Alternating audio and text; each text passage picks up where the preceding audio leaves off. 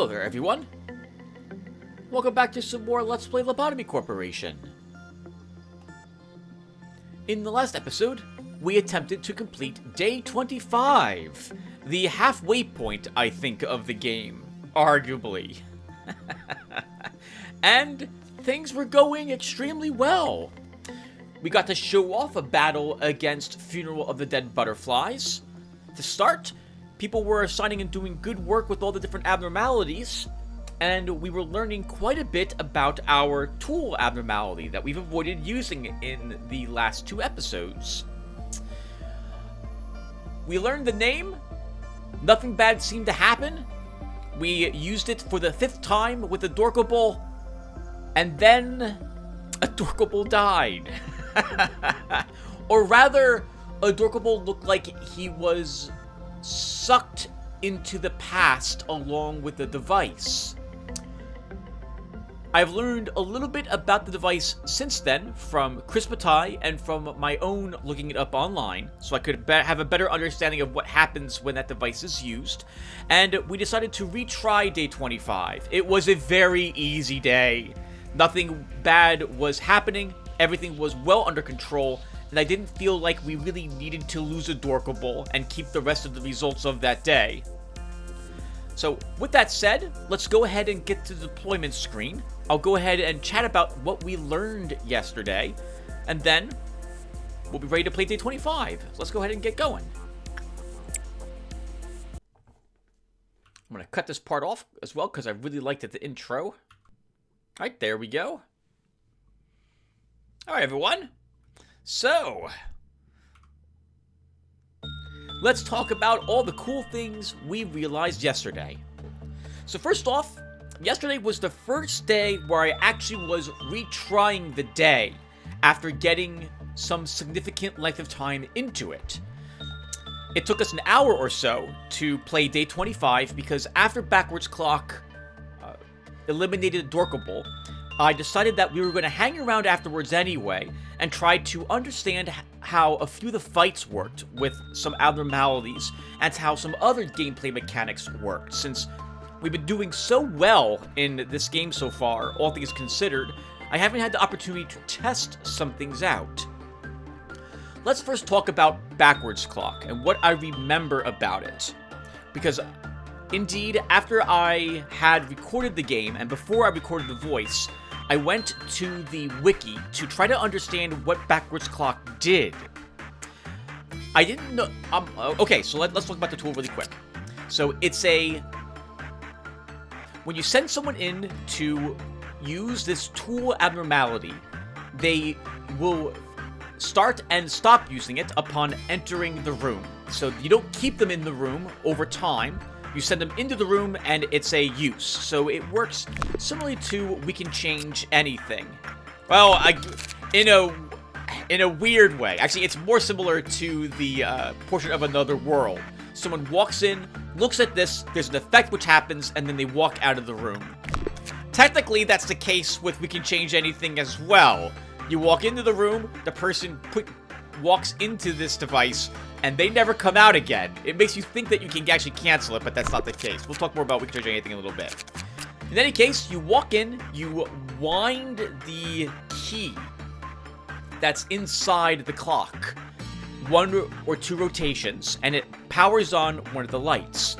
Once all 4 lights are activated, the next time you send someone in to use it, the clock will activate its special power.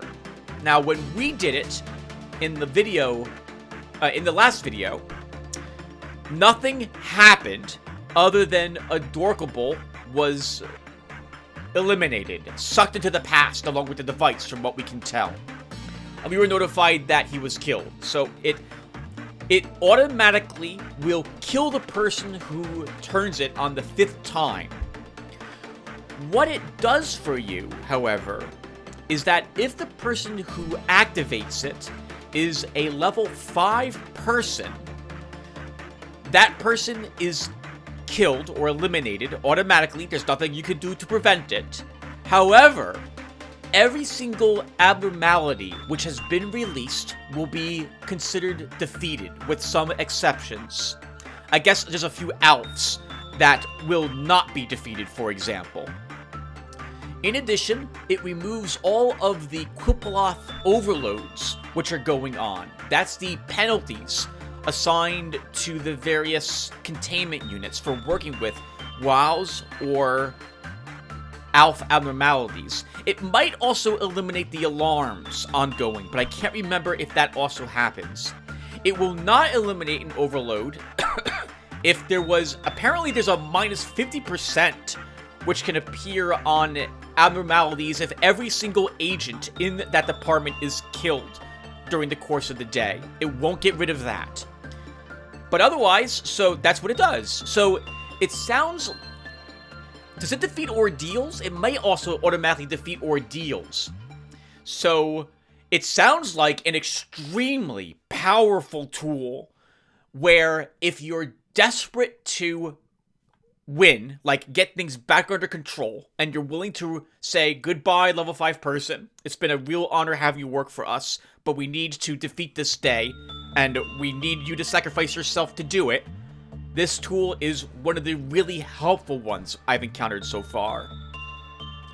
However, if you send someone in to turn that key who is not level 5, every other agent and I think clerk in the entire facility will either be killed or go insane and then act out their insanity type, from what I can tell from reading the wiki. And I think Chris Bataille mentioned this as well. So it doesn't save you if you send someone lower level in. Now, I don't feel bad looking this up because of what happened with the Dorkable, and because I saw no changes happen. What I was going to do is the next, like, 2 actual in-game days, I was going to wind it up 4 times and never use it until I could get, like, 8 total uses at the very least. And then on the 9th use, the 3rd day, is when I would understand everything about it according to the method log here. And that would let me understand how it would be used. So I don't feel too bad about this. It saves us just retrying day 26 if I was to try to understand a little bit more about it and activate it 5 times that day as well. We understood now, by the way, that when we retry a day, we get all of our people back. None of them have lost any of their EGO equipment. It's all still present. However, we don't keep anything that we earned during that day. All PE boxes earned with the abnormalities are lost. All information we earned with the abnormalities are also lost. We keep none of it, or at least that's what it looked like to me. So, for example, we did a little more work with Letitia, but she has no PE boxes here. And even though I think I unlocked her suit and weapon, or at least one of these, I don't have it here in my inventory any longer. The same for the pistols, for Funeral of the Dead Butterflies. I unlocked it during the day, but retrying the day removes it from you. You do indeed go back to right before you hit begin management for that day. Or at least that seems to be the case. So that's good to know. I didn't think it worked that way. I thought what happened was that you recover all your people and all their equipment, like weapons and armor, but any PE boxes you earned with the abnormalities, I thought you got to keep. Now I know that's not the case. So, game's a little rougher than what I thought it was, but I like that. I think that's balanced, and it forces you to get better at the game to defeat the days. Now, in addition to retrying the day to get back a Dorkable, as I mentioned, we decided to test a few things out. We've learned everything there is to know about We Can Change Anything. First off, when you put someone in here, we know that they produce energy over time. They also will never leave. Like, you can't get them out. They're stuck in there until the machine kills them. The ticks of damage start off slow and with a low amount of damage, and then rapidly begin to increase, both in the frequency at which the dot effect occurs and the amount of damage done to the employee trapped inside. You earn PE boxes, it seems, based on the amount of ticks which occur which produce damage and when those ticks occur. Early on, you gain either like 0 energy because we're not taking any damage occasionally, or maybe 1 PE box for taking a point of damage. As it begins to go faster and faster, the PE boxes increase to 2, then 3, and I counted like 4 and maybe 1 gift of 5 PE before it had killed even my level 5 people with like 100 hit points or something. So it looks like this will earn us about 35 PE boxes when I send someone in to work with it. It might be extremely powerful to send someone in with this abnormality who has already looked at the Portrait of Another World, because that damage will start to be reflected on everyone else inside the entire department. Like, everyone else is going to die, but it may give me a few hundred PE boxes, and maybe if I'm desperate to finish a day for some reason, at the cost of losing everyone in my facility, perhaps this and this will let me do so. It's something that at least I can consider going forward. Next, we figured out how Letitia works. When she gives her gift to someone, that's indicated by a heart floating over that person's head. And the effect does not work like the Fairy Festival at all. It looks like it's timed. I sent someone to work with their Freischütz after working with Letitia with her gift, and he didn't make it even halfway to their Freischütz. The person is immediately insta-gibbed. They just die, you can't save them. And a giant, horrific, multi-eyed spider creature replaced the person. It was an HE in difficulty, had about 350 life, and looks like it did decent amounts of red damage. Okay, good to know that happens. So when I assign someone to work with Letitia, they have to hang around Letitia thereafter if they get her gift. I'm not sure if I'm allowed to send that person away from her, or if that just occurred because I did a work assignment with someone. So if we have another retry of the day, I will attempt to test this a little more so I better understand how what procs the gift's effect. We also tried out Der Freischutz's bullet a few times. When we click on the purchase his ability option, I thought someone would have to go in there to ask him to do it. No, it's immediately he's all willing to do it for us. The game pauses, or it looks like it does, and then I can select where he should shoot.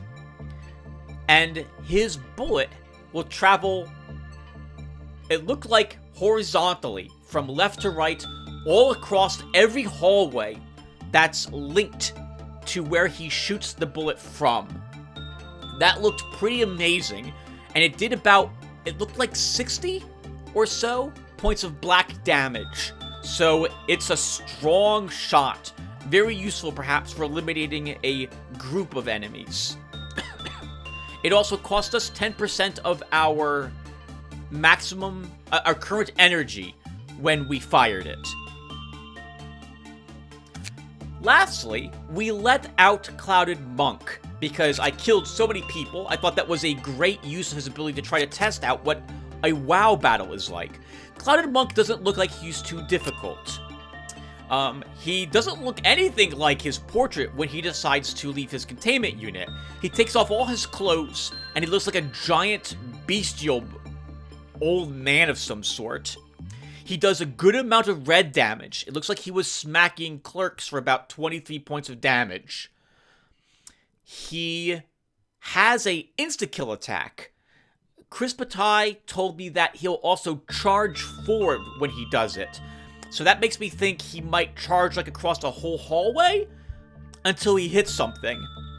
So I'm going to need to be careful when I need to watch when he does that and either move people behind him to avoid that attack or get them into like a room over so that I don't lose someone when he starts it.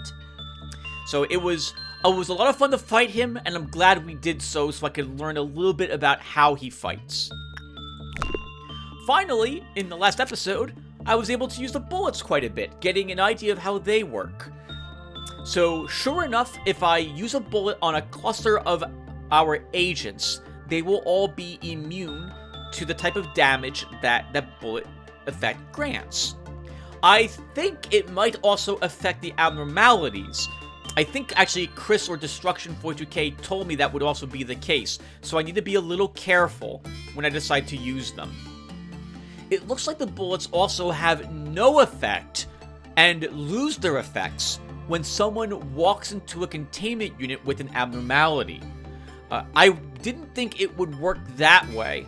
I'm kind of, I don't know a way to describe what's going through my head about that. I don't like that. I wish it did affect the people working with the containment unit, because that would help some of my lower level people work with higher level abnormalities. But alas, that is not the case. So that was useful also to know, or learn.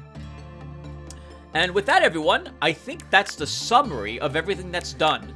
I don't need to do any EGO list, and I'm done spending my LOB points because we're just right back to before I look at my tunes and hit deploy.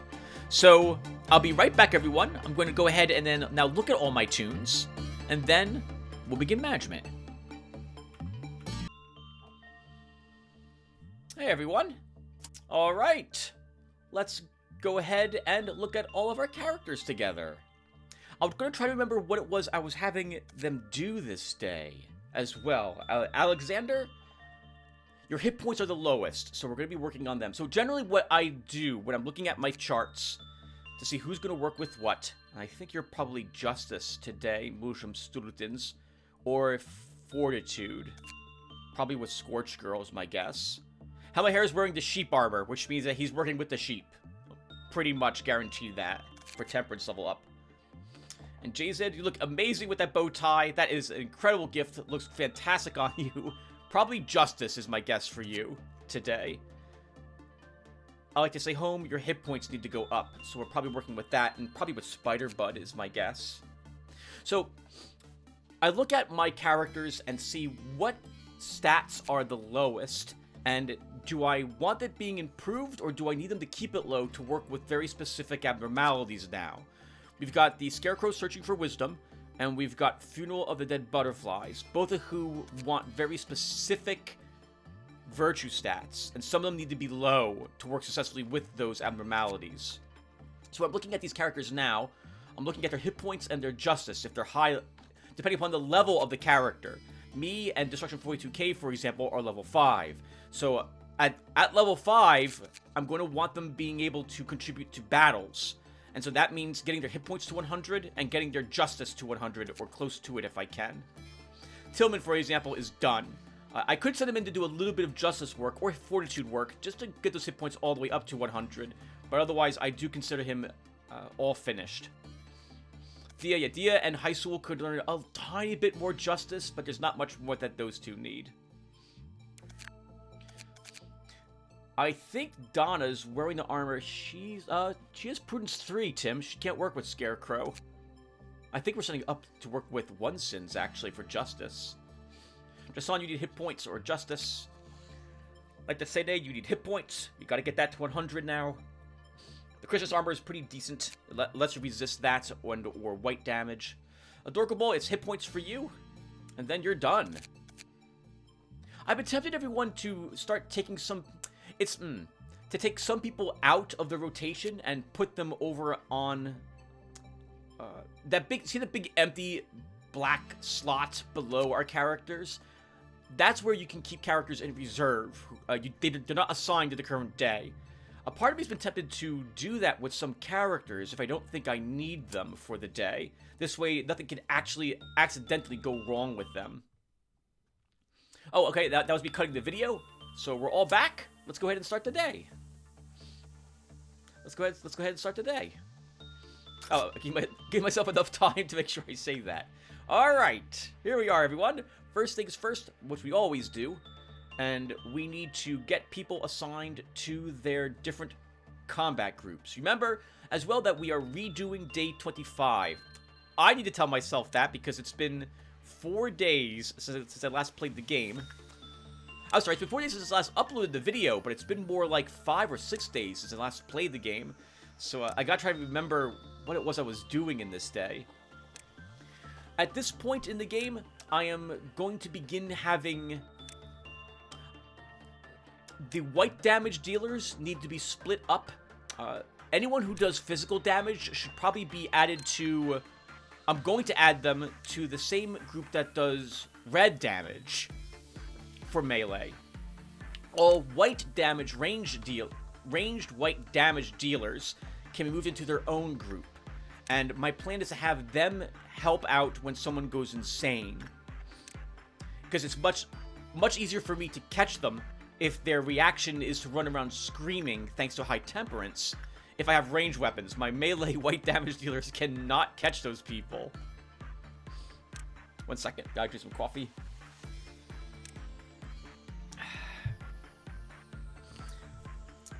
Alright, so while this is going on, why don't I read some comments from you guys? So let's start. So, in the last video, Alexander said, "Tick-tock, tick-tock, another life fed to the clock." Yeah, that's right. We're redoing this day all because Backwards Clock took the life of Adorkable when we powered it on to the 5th, when it was fully charged and we used it one more time. I didn't know what Backwards Clock was going to do, and I figured, well, I would like at least 5 uses of it. Let's see what happens when we turn that key one more time. And it looked like nothing happened. So you viewers have told me what actually happens with Backwards Clock now. Chris Patai, Alexander, and Destruction42K. So thank you guys very much for the information. I did, just as I had said as well, go online and look up what Backwards Clock did. Because there's no indication it did anything. And I refuse to lose someone to Backwards Clock. Still not unlocking any useful information about it. So I did look it up. But anyway, you guys also told me, so let's continue reading your comments. Looking up what clock does is justified in my opinion because it's kind of difficult to figure out on your own.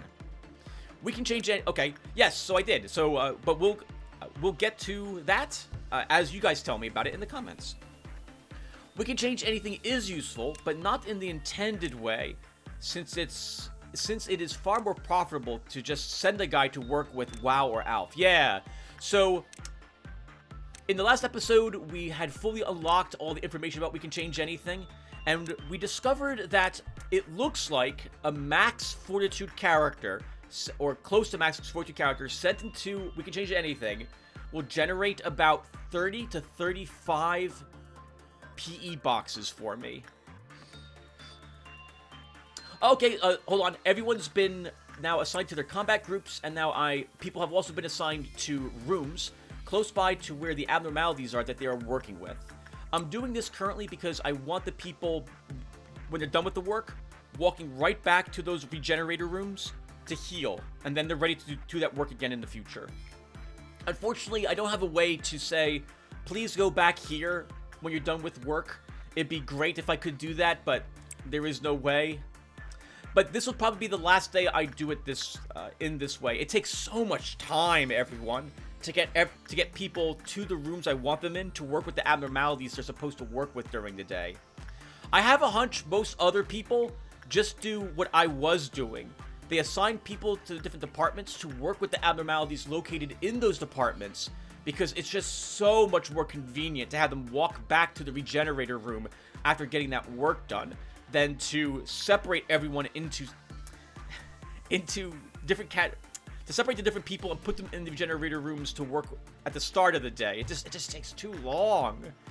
At this point in the game, I've already been playing it, I think, for at least 20 minutes to get this far. And we haven't done anything yet. It's, oh man. I really like Lobotomy Corporation. It is great. But, oh man, the controls for the game and some of the design decisions are, oh, they're awful. They're awful. Oh man. I'm breaking from the comments for a little bit. I can tell that, if this goes forward and it gets significantly more difficult, as I've warned before, I'm not good at real-time strategies, and the controls for this are, they're tough to, it's not enjoyable to how to describe it. The controls could have been done better, I will say. It's playable, but oh, is it difficult. And it's gonna be tough. Alright, that's enough of that. So, Alexander also says... Oh, right, well, hold on. So, Alexander mentioned it's better to work with a WoW or ALF. So, we don't have any ALFs yet, but I'm assuming that they have even more PE boxes available to them if you get the work done correctly with them. Oh, here I'm trying to see if I can get Mujum Stuten's sanity increased by working with Teresa. And it doesn't increase at all, despite the fact he was using that tool. So I don't think Teresa's working correctly whatsoever. I don't understand how it works, because the description says Teresa is supposed to regenerate the person who's using it, and everyone else in the department's sanity is also supposed to be being increased. But it looks like it does nothing. Maybe what actually happened... Okay, well, or maybe it does do something, but it doesn't do anything for the person who is inside a containment unit. I'm still not sure quite... Okay, well, hold on. Does that make sense? So, my mind's jumping tracks, a bunch of them all at once. I guess you can't heal in containment units, which also would explain why we can't use bullets on people in containment units. I guess they're in some sort of pocket dimension to make sure nothing else on the outside can get in there once a person walks into that room. And so people in the containment unit, unless it specifically says otherwise, cannot benefit from bullets and will not regenerate, is my guess. Right, our first meltdown. So we're gonna look. So now I know to look around for the those meters to see where the meltdowns are. And we have one on Rodolta of the Sleigh.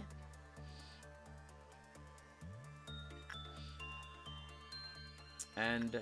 oh, I'm apparently going to ignore the meltdowns in order to assign certain people to other work instead. Oh, I didn't get any work done with any of these people yet today. So now that I realize, oh, I really want these people working, why not send them in there to do that work? And Tim, you need to do the meltdowns still. The meltdowns should have been the first thing that you did. Unless I was waiting for some people to heal after they came out of these abnormalities.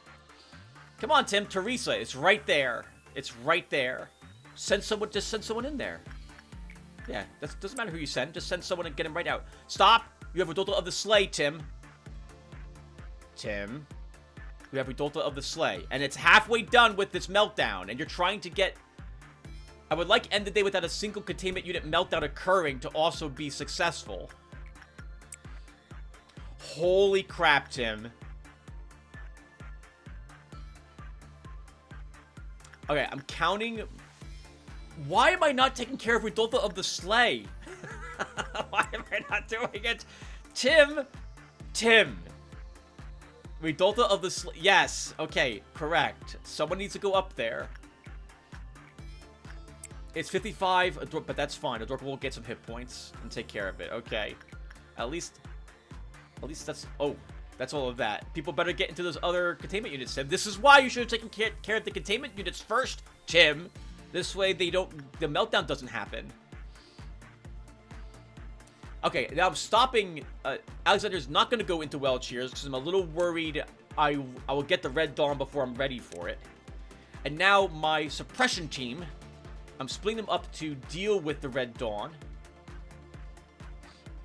People need to go into the different hallways to stop the clowns from releasing the abnormalities. In particular, the abnormalities I'm very afraid of leaving. I don't want Clouded Monk getting out because I'm not ready to fight him. I don't want to lose PE boxes over there, and I don't want to take a bunch of sanity loss from Lady Facing the Wall.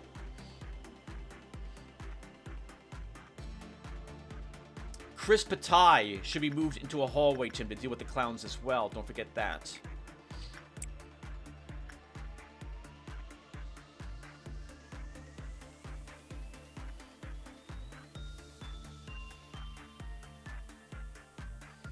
Oh, Tim. Knight that say Nate has got a long walk to do to get over to Teresa. It's like 20 seconds left. Let's see if I manage to do it. Everyone, because it's been so many days, I am just as curious as you are if I manage to get into that containment unit in order to get the end the single day containment equivalent meltdown timer reaching 0. That's successful. Oh, it's going to be close. It's going to be close. I think he will make it there though.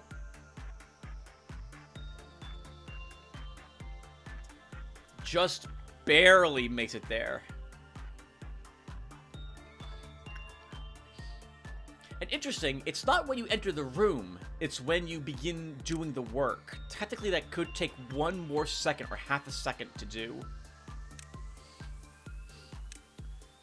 And there's so many mistakes it looks like I'm making. I'm not working with the wows to start with still, and I absolutely should start with the wows. This way, the overload goes away when we hit the next danger level. I need to handle the containment meltdowns when they occur quickly. At least get people assigned to do them first. Man, so many mistakes. Alright, so back to Alexander. If I remember correctly, it takes 6 level 1s to unlock all information about We Can Change Anything. The problem with tools being useless is because you need to pay attention to them, and it's a high price to pay in this game. Yeah, I'm noticing that as well. Like, most of what's up here in the upper sections, well, that's not true. Our control and our information teams, if something goes wrong, I can kind of just ignore it. The only exception might be Void Dream, if it escapes. I have to be careful that I wake up people, that it puts to sleep. Or I gotta kill it quickly before it caws and makes people lose their sanity. But otherwise, it's not so bad.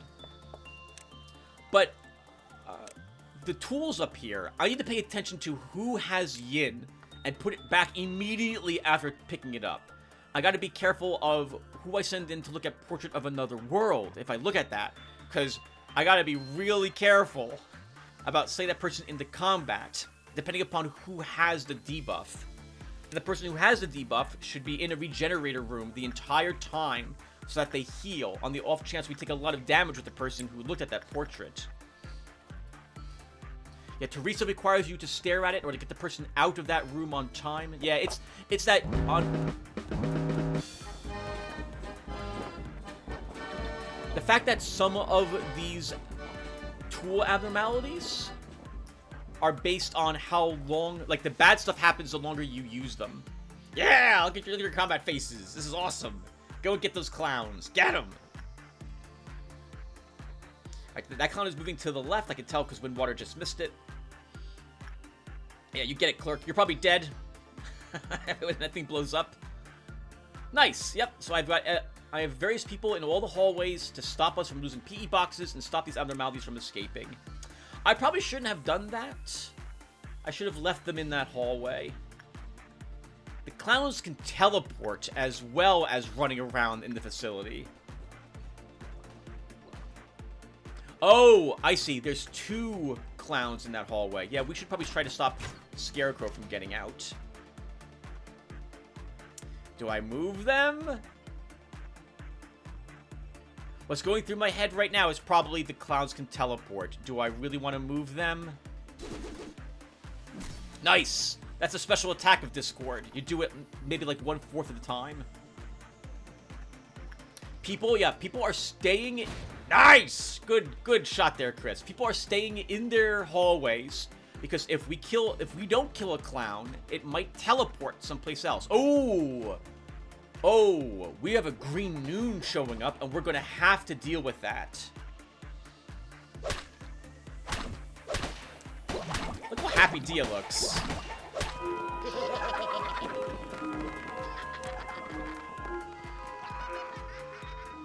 Alright, that wasn't so bad. And we have half of the energy we need. I don't think we'll be able to get... Oh, and time has been cut. People are probably back near where I wanted them to be to work with the various abnormalities, is my guess, when I cut this. Alright, let's go back to comments while I'm moving people to do work with the other abnormalities.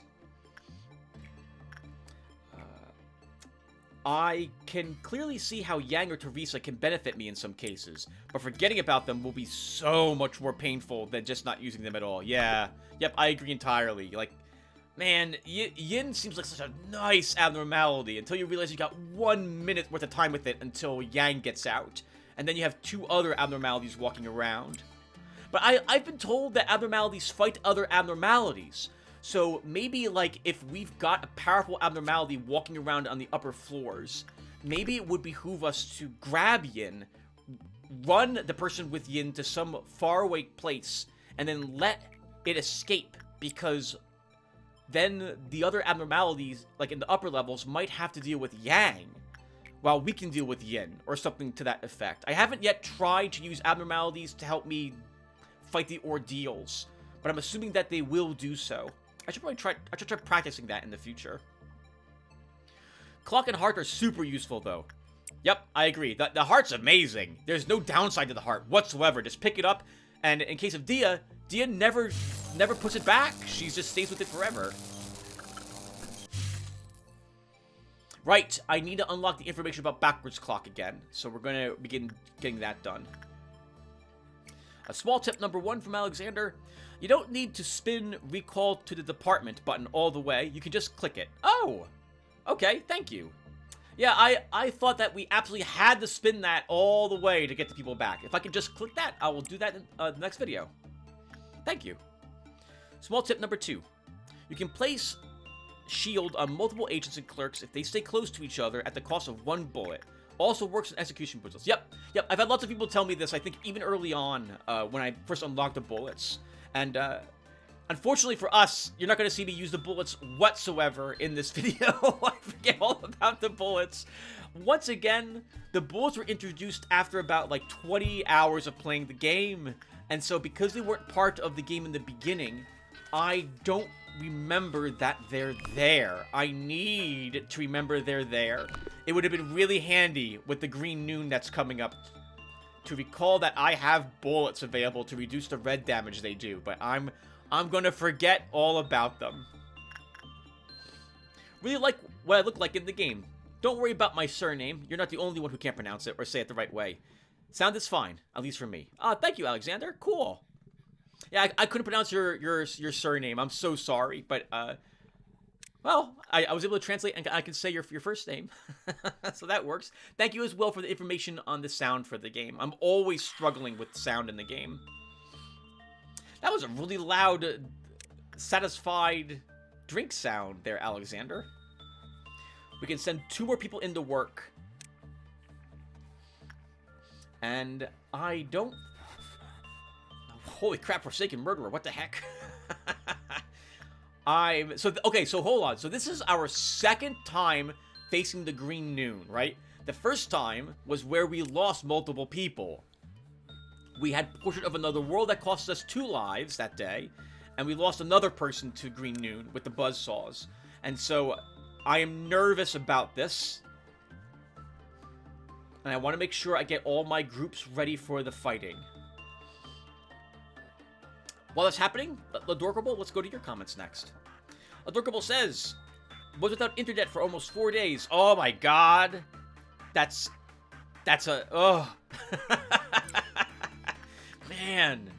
So on one hand, whenever I lose the internet, I'm actually kind of happy because it reminds me of what it was like when I was in high school. Because the internet didn't exist. Even in college, the internet was still new for me. That was...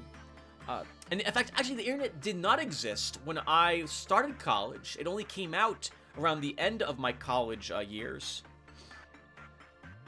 So, but I can understand, like, oh, so you're without internet, so you couldn't comment on the videos. Adorable, that's perfectly fine, man. It's no problems. Just getting caught up now. I actually kind of like the post-commentary. Your talking feels way more natural and relaxed when you aren't trying to do so many things at once. Yeah, that's another thing I really like about recording the commentary after the video, is I can read comments, because I don't have to add this at the end of the video, for example, or at the beginning. And next, it is much more relaxing for me. Okay, alright, so I'm circling Green Noon because we're going to trigger it. And Helmet Hair, I really don't want you seeing any fighting, because you're wearing cheap armor. That takes extra damage from red sources. I'm curious, I think, as to how many green of these creatures we get. I think we get 1 per department, so 5 of them total, but it might be 6.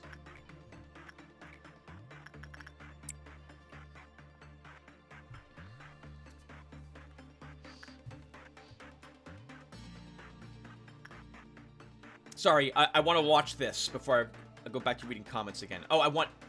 Everyone's ready, Tim, I think? I don't want those... Alright. Yep, the people... Okay, people are being healed.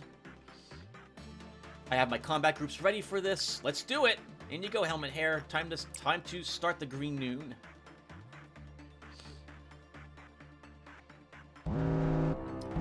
In the end, they were bound to life. We existed only to express their despair and hate. Where are they? Okay, so they can show up. They can show up anywhere.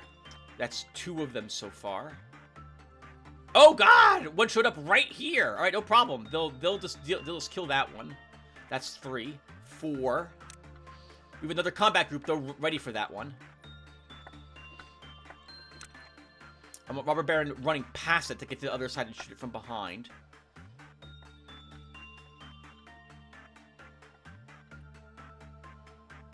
There's the 5th. We have no one over there to deal with that one, unfortunately. Chris, we could have you go down there to help fight it, but I really don't want you acing all of the clerks.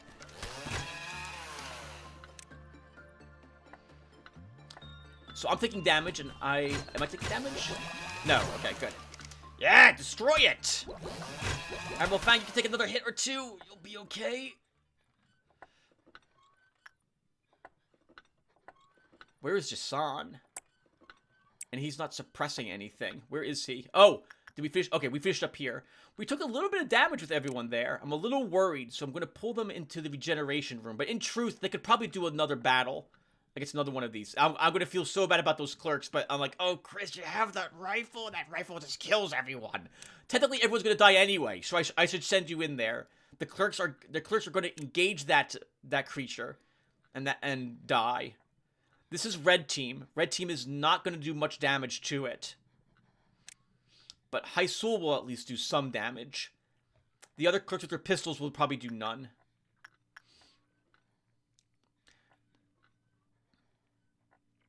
I'm looking at all their hit points, and I realize I can't really see it by hovering over them. I can only see their bars, yeah, from this screen. They can handle that. They can handle it. Get them all up there and destroy that creature, too. Admiral Fang has half the hit points left, but I think he'll be okay. I'm looking for him down here. Okay, we're going to move him. I want him out of the hallway.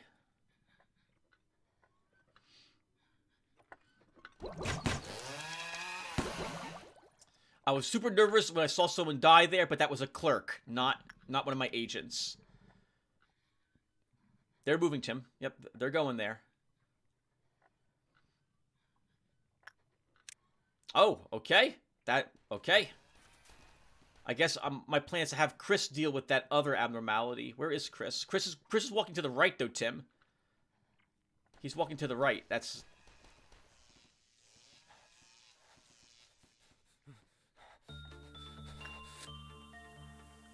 Yeah, well, I don't understand what you're doing with Chris. This is such a mistake. What are you doing with Chris? Chris should be over on the left-hand side, Tim, to deal with that other abnormality. Okay, good. Checking the Clouded Monk. We're losing clerks. I want to make sure we're ready for Clouded Monk in case he breaks out as well. Now that we have an abnormality that cares about when... Well, actually, we have 2 abnormalities that care when people die, right? Black Swan technically cares as well, but I'm never going to check on Black Swan, because my belief is Black Swan requires so many specific triggers that we're not going to get all of them today. Probably later on, we will need to be really concerned about Black Swan breaking out.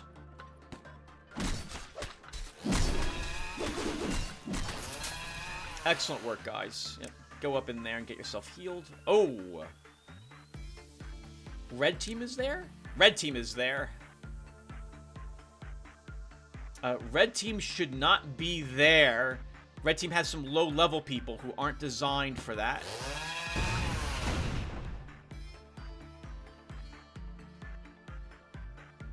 Red Team needs to get out of there. If Bruno can tank, Hysul can tank. No, Soda Pop people cannot do so. David C's gonna do no damage with that pistol.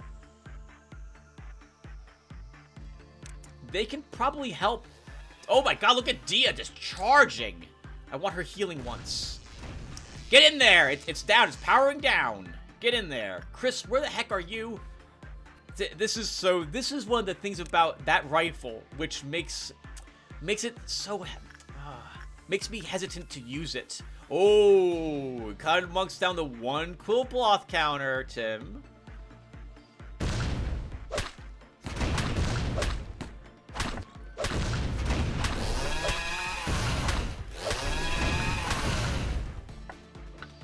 That one's dead. Very good. There's 1 left, I think. If Cloud and Monk gets out, you don't have anyone downstairs to deal with it at the moment, Tim.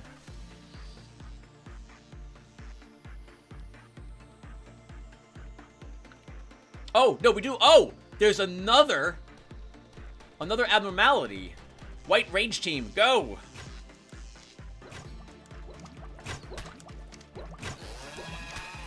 But then Soul Hacker could probably tank it.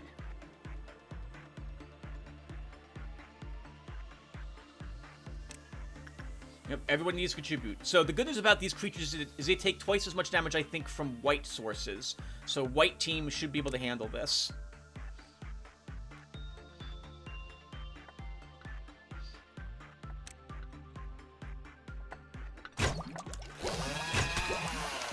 Yeah, yep, they did.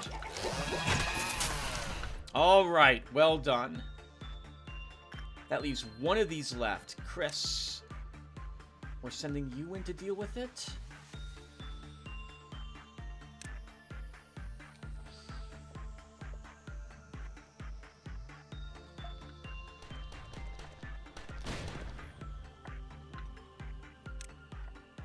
Get those. Okay, those 2 guys are leaving. I wanna draw its attention to chase Chris. I want him basically popping out of the hallway and then destroying it from at super long range. And I would like to practice with Chris, so I'm not going to send anyone else to do that battle except for him. I want to see how effective he is at dealing with this particular creature. Magic Bullet is a WoW rifle. Okay, I thought it was a HE. That's so good.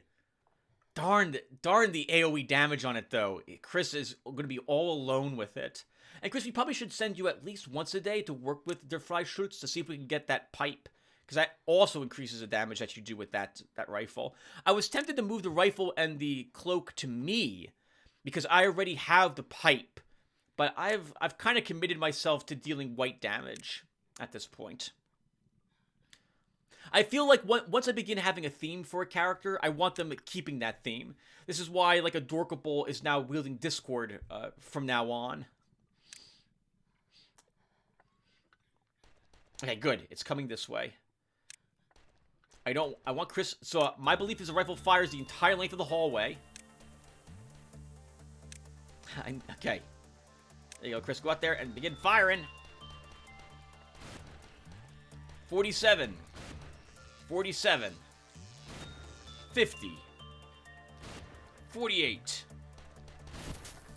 Very nice. We will understand life and the soul with our own hands, says the machines.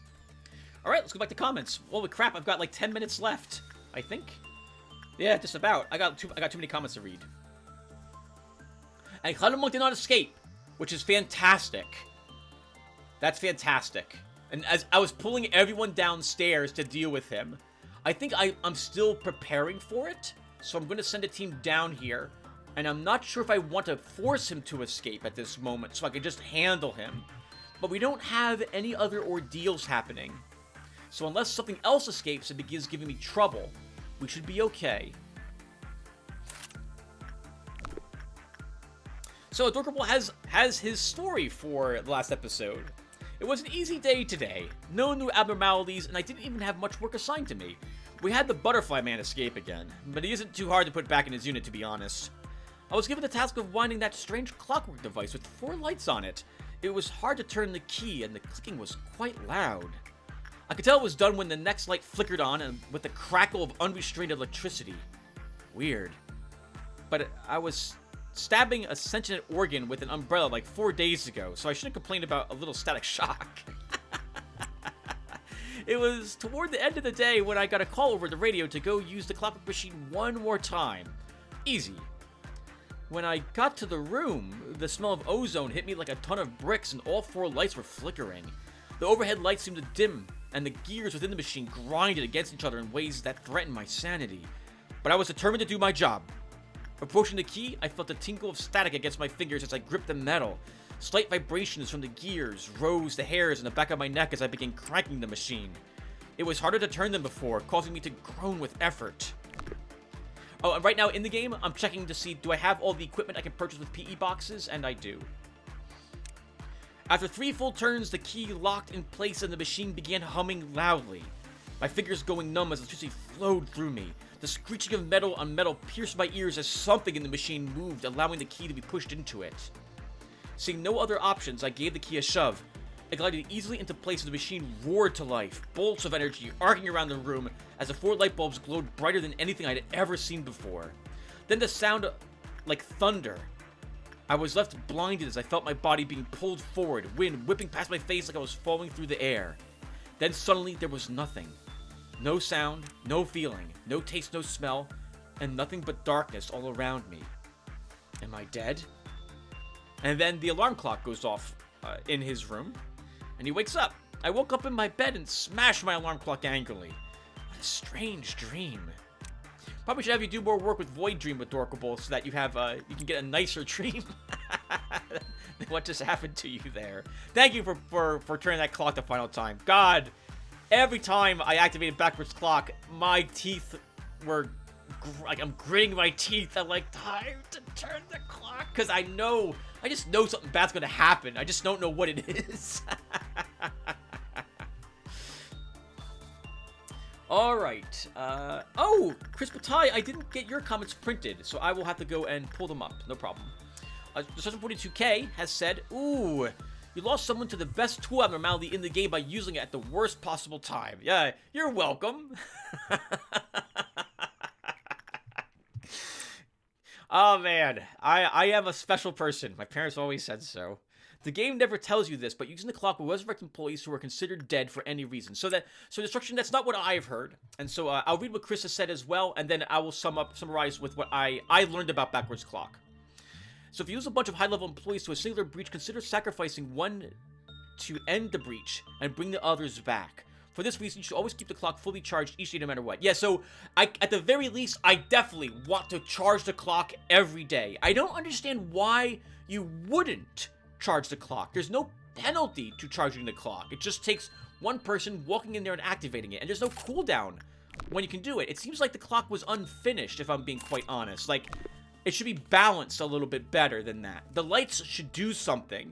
Maybe each light that's turned on reduces the stats of an employee, like fortitude, prudence, temperance, and justice, by the number that shows up in the light until you actually use the clock.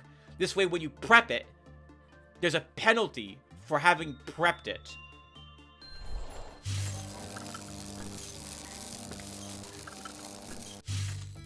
You're so focused on that task, Adorkable, that your eyes are no longer red. Alright, the clock is now fully charged, and the game's been playing for an hour. I can tell because the game's now getting very choppy at this point. Fuchiki also says the Monk's Maw attack is indeed insta-kill, but something to note is they'll use it periodically, not at a set HP threshold. Okay, so I gotta pay more attention to that battle when it happens. I can't start the battle, go do something else, and then go back to the battle. I should focus on the battle against him. If the target of this move is far from them, it will become a mid-range charge with the same insta-kill property. Yep, I think Chris said the same thing.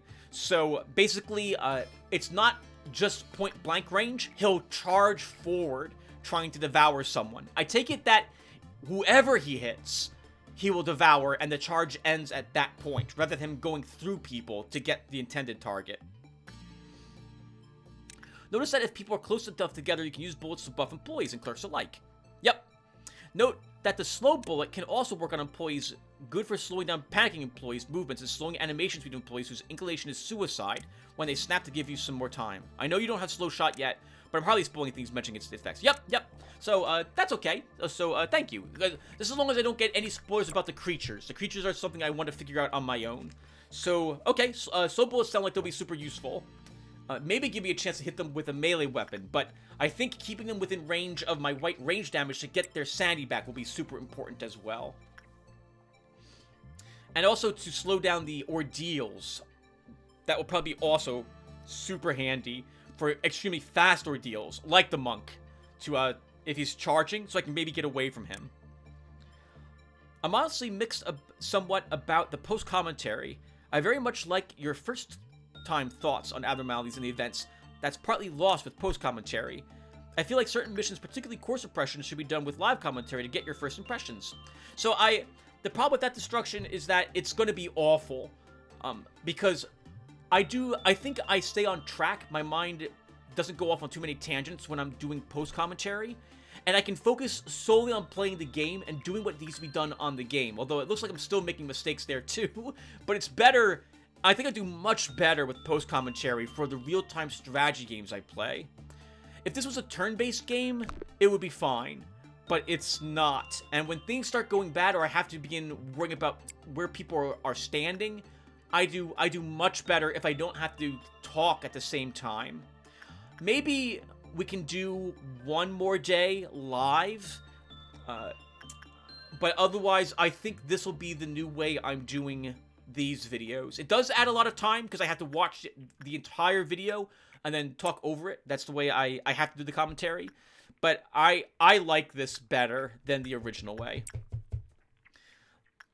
The later ones might require silence due to raw difficulty. Either way, another great video time. Oh, thank you, Destruction42K, very much. Yeah, that's another thing, is that if I'm going to have to focus and try to record my voice live, there's going to be large sections of it where I'm not talking at all. Like, we're talking like 10, 15 minutes to get through a ordeal that might show up, for example. It's... Ooh, I got 5 minutes. Let's go to your comment, Chris, really quick, if I can. Crap, gotta be quick, Tim. Gotta be quick. Chris Bataille says, great video as always, mate. The find out what the abnorms actually do part was funny and chaotic as many died just to figure out what they do. Yeah, I figured we're gonna retry. Let's just have a bunch of people die. We're committed people are dying. We're gonna retry the day anyway. Let's have some fun with the fact I'm going to retry this day. So, and it was fun. I had a huge amount of fun watching what all these abnormalities do and learning firsthand what the results are for, like, Letitia's gift springing out of the person. Chris says, granted, I did this as well to see what they do when we try. Instead of Zayn Wows, I did it on a couple of Alts that arrived at day 23. Oof. Let me tell you, it was hell the first time, but next time I ensured that this dynamic duel of death didn't breach containment. At that time, I didn't have a good ego to endure their damage, so it was frustrating every time my best employee died to them. But at the end, the EGO they had was worth it. Yeah, I'm going to mention that at the beginning of the next video, that I need an ALF. I need to begin getting ALF equipment. At the very least, I want like 2 or 3 ALFs so I can get some good gear. Our WoW gear is decent, but we need better than that going forward, I suspect. If you guys... In fact, I might be willing to have you guys give me a hint. Or if you guys don't mind, I might go and look up, like, when we get a choice of abnormalities to see if we have an ALF and just grab it, whatever it is, because we're going to want equipment from it. Cloud Monk, Chris says, the instant death move is actually a charge attack, so if you try to run, he will catch on to an agent that is slower than the others. Yes, it can kill agents instantly. Giant Mouth attack does 250 red damage. Oh my god! Tip for engaging him is like at 104.20, fighting him near the hallway elevator, so when his charging animation is starting, at that time you can retreat and come back to suppress him. Alright, perfect! Yes! I did that right by accident. Backwards clock. This one is a run saver. By that I mean if you find yourself in a tight spot, wind this bad boy up at 4 lite with a level 5 agent and you're good to go. The agent dies though, but sacrifices must be made. Had to look it up to get better understand this tool abnom. What Chris says next is what I have read as well. All escaped abnormalities or ordeals in the facility will be recontained or killed. Some are immune. All effective Quploth meltdowns are removed from every abnormality in the facility. All Quploth overloads will be removed from all WoW abnormalities with the exception of the minus 50% overload if there were no employees left in that facility left alive.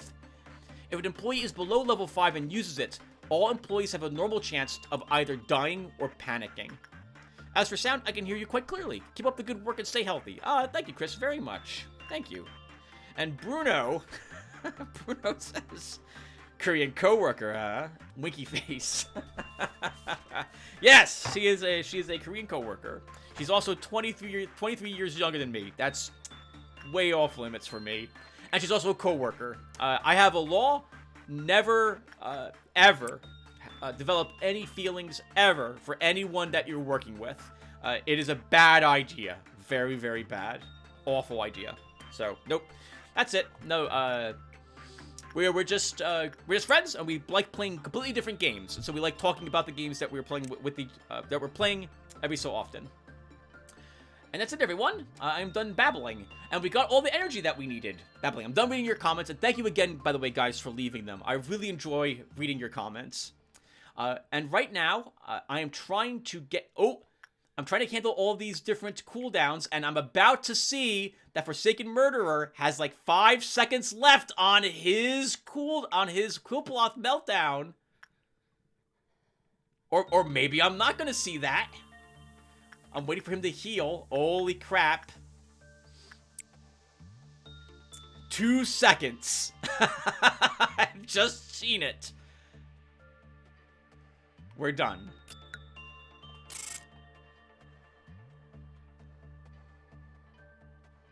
Yep, I want that to be successful. We are done. I think I unmute myself to talk about that really quick. I've got like 5 seconds left. No, it's the next video. The next part. Alright, everyone. Thanks for watching. 2 seconds left to get to Forsaken Murderer in order to complete that quest. And we're not going to be able to do that. We'll take the win. We didn't lose anyone. 24 LOB points. That was a good day. I wanted to get quite a few more PE boxes. I got distracted by getting people instead of trying to improve their stats. And I quit too soon. I should have seen who was promoted. Darn it! But success! That wasn't so bad. And that was our second Green Noon. I don't see any way that we can save a Clerks when Green Noon shows up. It's the same thing with Violet Noon. I was very worried that the Clouded Monk would escape, and I'm glad he didn't. We were probably very close to him getting out, and which is why I kept people with red damage down near him in case he did actually escape. And I didn't use any bullets the entire day, which sucked. I need to get used to the idea that they're there. I have a really bad habit in that when I play a game, if the mechanic isn't introduced early on, I never remember it's something I can do if it's like after 30 hours. And it's been very close to 30 hours in this game, if not more, since I started playing, and bullets weren't part of the initial part of the game. I need to get better at using them. I think I used Chris to good effect, though. He was able to take out that single Green Noon all by himself. So that worked out really well. Overall, a good day. A very good day. Alright, let's see if we're getting 2 new abnormalities or just 1 today. People have been committing sins since long ago. Why do they commit sins? Knowing it's wrong. You see a song in front of you. It's approaching, becoming more colorful by the second. This is a Teth. It has to be. We've seen, or an HE. We've seen this a long time ago. Whatever this is. Many hands float in the bath. They are the hands of people I once loved.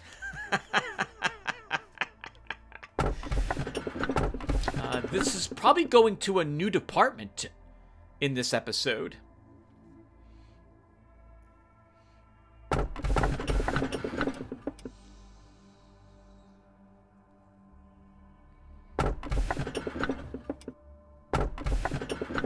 One of these two. Either O0360 or T0551.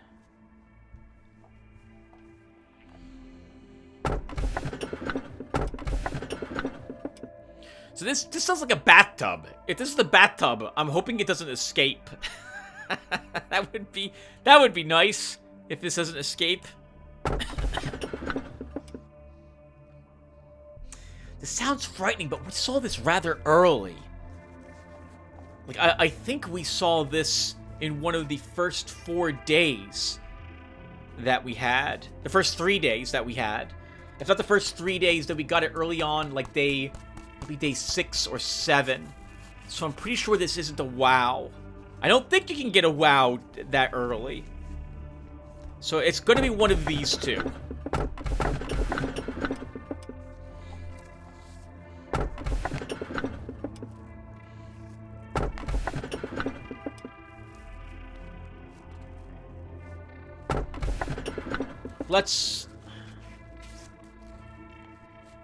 I don't understand what it means by you see a song in front of us. So let's choose this one. 0360.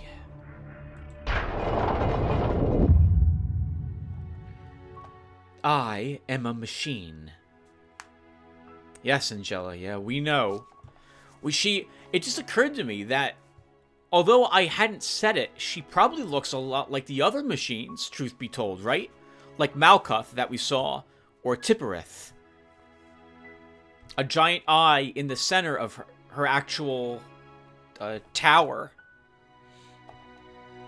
I would imagine she's not too different from any of the others that exist, even though she believes herself to be a perfect machine. I can remember everything. There was once a certain someone who held a certain belief. That belief was hope, a light full of aspiration. Proof that the world was not yet wholly beyond saving, a compass that guided people towards and along the path they should follow.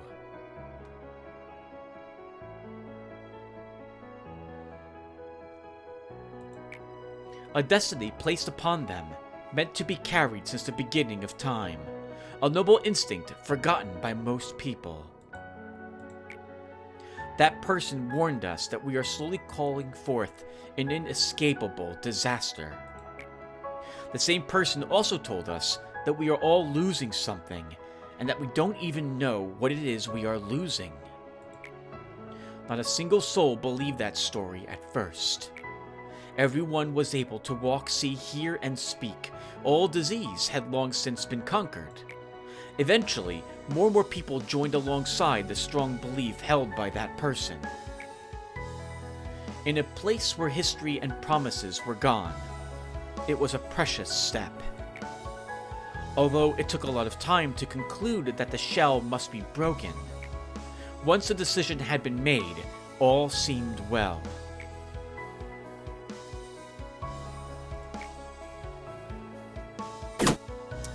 Alright, we get access to the welfare team or the disciplinary team today.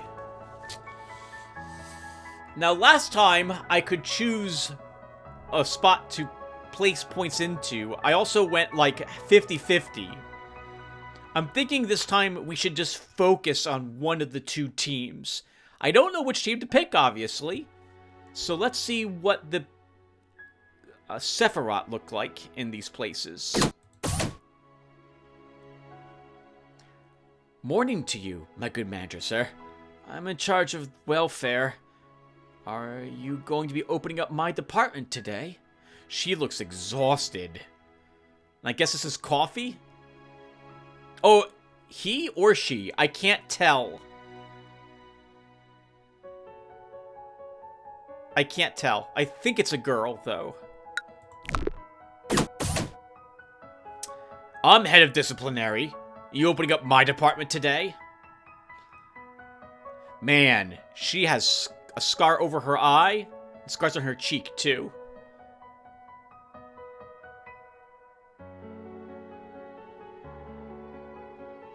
Her outfit reminds me of the redheaded girl from, what was it called? Evangelion, I think? Let's choose a disciplinary team today. And we'll work on that team for the next few days. And I guess this is where we'll find out who she is. Oh, no. At the end of the episode. We don't learn anything else now. Alright, well, we need 3 new people to be assigned to that disciplinary team.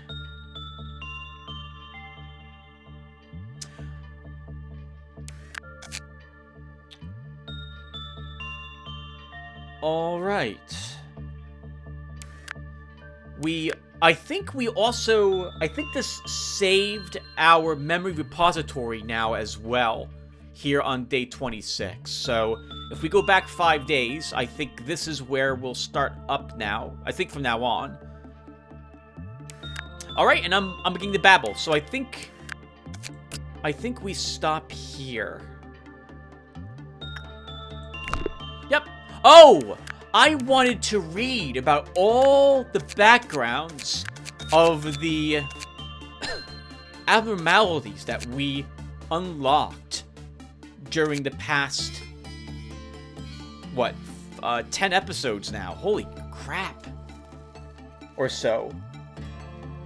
Since working with the Central Control Team. Okay, so here's what I plan on doing then, everyone. The next episode that we do will probably only be me reading the lore for these abnormalities that we have unlocked and anything to do with their weaponry or armor that we've also unlocked. And then 2 episodes from now, we'll start the disciplinary team. So I will see you guys then. Thank you guys for watching, and I will see you all in the next one. Take care, everyone.